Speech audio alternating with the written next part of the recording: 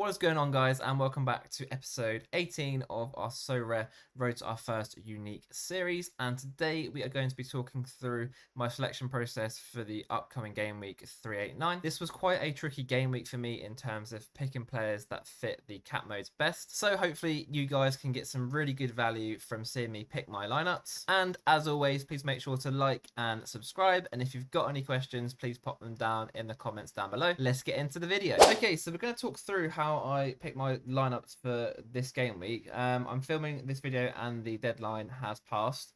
But yeah, I'm just going to talk through the sort of different questions I was asking myself in terms of picking this team. I have a lineup in 240 and 270. We'll start with 240 first. This choice was made a little bit more difficult by the USA losing to Panama, which meant that Sean Johnson is actually back. So he was now an option. Obviously, not being at home isn't great for an MLS keeper. And although this is obviously quite a high chance of him playing, I still had that thought in the back of my head that maybe it would have been a little bit too soon for him, and they might just play the other keeper, and then he'll then be back soon for the next game week. So we went with Brad Stuver here. He's at home and he does get some decent AA, even if he does lose that clean sheet. We did try and actually sell Tim Parker because I've got quite a lot of options here, but we didn't manage to sell him prior to the deadline. So we did then put him in here. He is quite cheap on the L15 at 46, and being at home into Miami is a really good fixture as well. I then looked at forward because I didn't really have too many options here. So if I can get this one just locked in, I can then move on to the midfield slot and then sort of work out how much budget I've got left. And what was the obvious choice was obviously Christian Ramirez here, who has been in really good form recently. I believe that Cucho is also suspended, so he should be the main man up front. And yeah, he's got a really good matchup at home. Away from home to Portland. And then we were a little bit stuck here with what we wanted to do in terms of which players. Diego Chara obviously is a good sort of steady option. And at 46 points, that's quite good value for him. However, he is obviously playing against my striker. So if he does well, or if Crew win by a few goals, it's going to be difficult for Chara to obviously get points, as he'll be losing points for every goal scored. Pereira hasn't been on good form recently. He keeps being a little bit hit and miss. Like, he'll have 2 games doing really well, and then 3 games where he's scoring like 35 40s, which aren't really useful for me. And he isn't at home. And there's always that little bit of doubt that he comes on off the bench as well. So I've tried to stay clear of him. Westwood has the last like 3-4 weeks not been great away from home as well. And we get down to Bedoya, who has actually been okay. I believe he averages around about 50 when he plays at home for Philly. So we went with him. He's nice and cheap on the cap as well. And then that left us with 56 points. And if we look for our options here, we had Brooks Lennon, who's obviously 59, can't use him. Boxall at home to LA. Shano away to Philly, but obviously he'll be playing against Bedoya. Lovett's got a red card last game, so we can't pick him. And then we're into those midfield options. So I actually went with Michael Boxall here.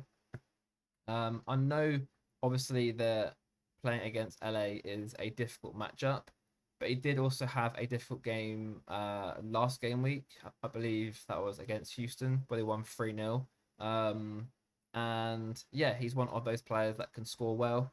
I think even if LA are on top, he should get some decent points from like tackles and that sort of thing. He should be on the ball a sort of fair amount. Plenty of chance to like win headers and all that sort of stuff. So yeah, I think he's quite a good option, and having that home fixture just sort of swayed me and yeah, made me pick him rather than the other options. That meant we had 4 home fixtures, which I quite like. I always try and pick the home fixture in the MLS. Seems to have worked quite well for me. And then obviously our striker has a great matchup as well. And then in Cap 270, it was basically a case of picking the leftovers.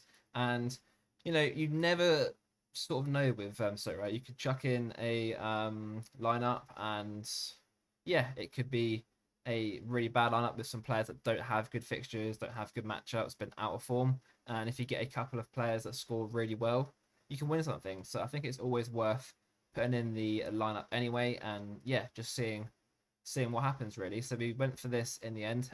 Sean Johnson in goal, Brooks Lennon at home to Orlando, Ashley Westwood away to Montreal, Corey Baird away to the Rapids, and Shano away to Philly.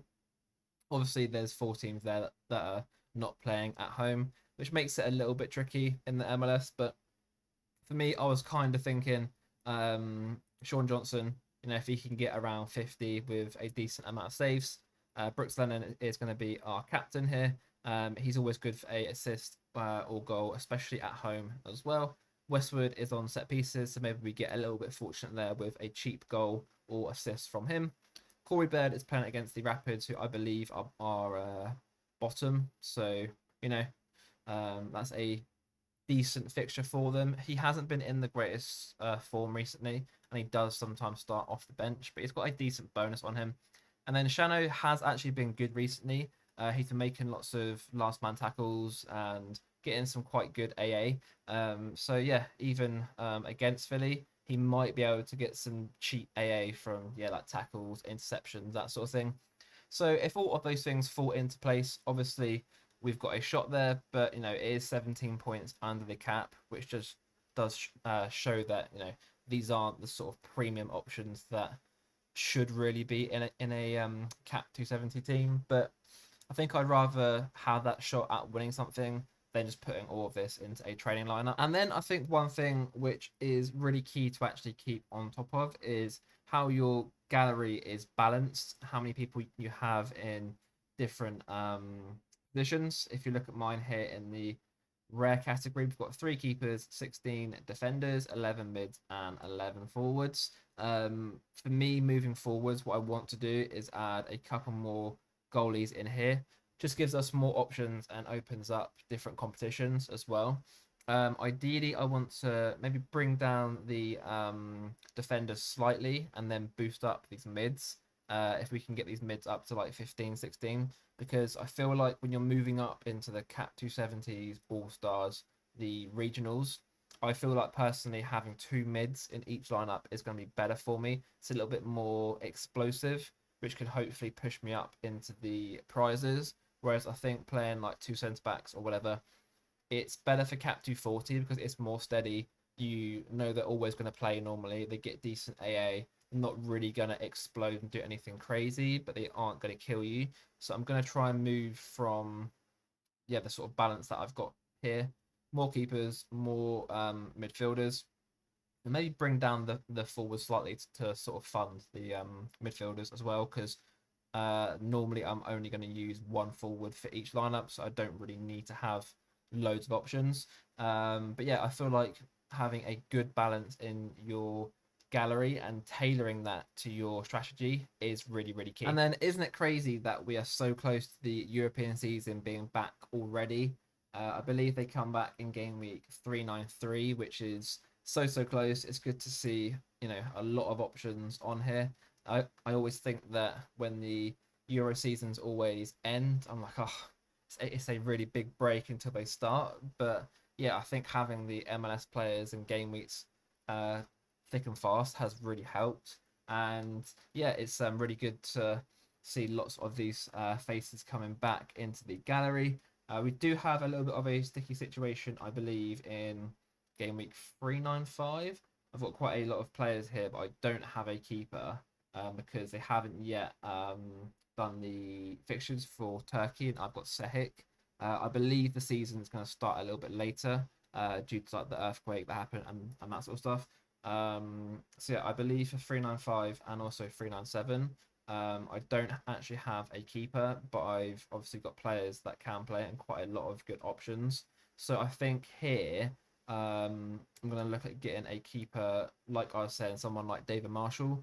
There has been a few sort of grumblings in the last 24 hours that he may not be the number one for the whole season. I believe after their pre-season fixture, I think it was yesterday, the coach came out and said that he's going to be the starter, but if there's a change in form, etc., they've got a good backup who can come in. So I feel like you're probably going to get from now till Christmas with him, and then there's that chance of him being dropped maybe. So yeah, hopefully we can find someone that can fill in for those 2 game weeks, or we find a way of playing like cap 220 and not having to buy a rare keeper just yet, and then when Sehik comes back, everyone's back fit and then healthy. I believe in 399 is when both of these keepers are back anyway. So it's only 2 game weeks where I'm not going to have a goalkeeper. So I'm not really too fussed about it, but it would obviously be nice not to waste all of those rare cards. Okay, that's going to be all for today's episode. Thank you very much for watching. Like I mentioned before, please like and subscribe. And if you've got any questions, please leave them in the comments below.